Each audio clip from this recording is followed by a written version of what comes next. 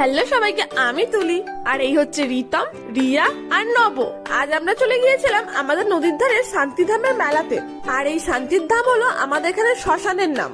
মেলার মধ্যে ঢোকার সঙ্গে সঙ্গে দেখলাম বক্তৃতার অনুষ্ঠান চলছে। মেলাতে তো প্রায় অনেক মানুষই এসেছিল, ভিড় মোটামুটি ভালোই ছিল। আর এই দেখো কত সুন্দর সবাই এঁকেছে, নেতাজি সুভাষচন্দ্রের ছবিগুলো খুবই সুন্দর ছিল। তারপর ওখান থেকে আমরা চলে গিয়েছিলাম খিচুড়ি খাওয়ার জন্য।